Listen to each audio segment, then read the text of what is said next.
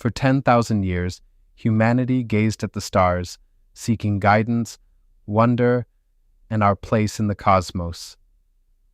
But by 2030, when you look up, the night sky will be irrevocably transformed. You won't just see stars. You'll be witnessing the birth of the human race's colossal, orbiting brain. This isn't science fiction anymore. SpaceX has filed for a staggering 1 million satellites, but not for the internet, you know. No, these are for something far grander, far more audacious. Compute. We're talking about the Orbital Data Center System, a revolutionary joint venture between SpaceX, Tesla's TeraFab, and Intel, designed to lift the world's most power-hungry artificial intelligence infrastructure off our planet. This audacious gamble forces us to ask, is this the dawn of a Type 1 civilization, reaching for the stars? Or are we, in our relentless pursuit of progress, about to encase Earth in a shrapnel cage that could trap us here forever? Today, we're deep diving into the mind-bending economics, the impossible physics they're conquering, and why this monumental shift might be the secret key to unlocking the next century.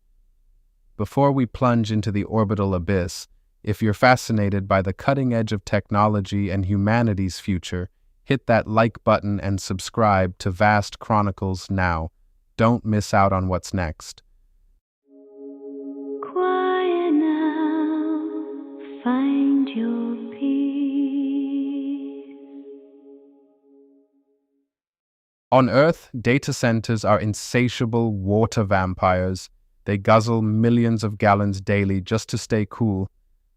But in the vacuum of space, there's no water. There isn't even air to blow a fan.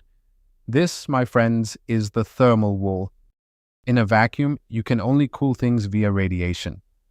For context, dumping 60 kilowatts of heat from a single AI rack on Earth usually requires a cooling system the size of a small house. How do you do that in space? SpaceX isn't building one monolithic space station. They are building 1 million radiator sats. Each satellite is its own cooling system. Its entire skin is engineered, coated in advanced carbon nanotubes, specifically designed to efficiently bleed heat into the absolute zero temperature of space. But there's another catch: radiation from space itself. High-energy cosmic rays can flip bits in silicon, causing errors or even destroying chips. To survive this harsh environment, TeraFab isn't just building chips, they're creating space-grade 2 nanometer chips. These specialized processors may be slightly slower than their terrestrial counterparts, but they possess an unprecedented resilience. They won't die when the sun unleashes a solar flare. Why embark on such an astronomically expensive endeavor? It sounds unfathomable, estimated at roughly $3 trillion a year. That's more than the entire GDP of most nations. But SpaceX is playing the ultimate long game of radical integration, leveraging 3 critical factors. 1. Free energy. Positioned in sun-synchronous orbit, these orbital data centers receive 24/7 solar power. No batteries needed for darkness, no grid infrastructure, no energy bills. It's perpetual clean energy. 2. Starship. This is the game changer. If launch costs truly hit an unprecedented $100 per kilogram, the cost of sending hardware to orbit becomes cheaper than building and maintaining a brand new terrestrial data center in, say, Virginia. The sky literally becomes the factory floor. 3. Data sovereignty. Imagine an orbital server. It cannot be raided by a government. It cannot be destroyed by a terrestrial power grid failure, a natural disaster, or even geopolitical conflict. It exists as the ultimate neutral ground for data and intelligence. It's not all utopian sci-fi dreams. There is a palpable human cost to this ambition. We are undeniably trading our dark, pristine night skies for digital power. Astronomers globally decry it as a tragedy. SpaceX, on the other hand, frames it as essential progress. Then there's the atmospheric footprint. The sheer scale means burning up an estimated 29 tons of aluminum every single day as satellites deorbit and incinerate. We might inadvertently geoengineer our planet, adding a new layer of metallic soot to the stratosphere, all just to train a slightly faster chatbot.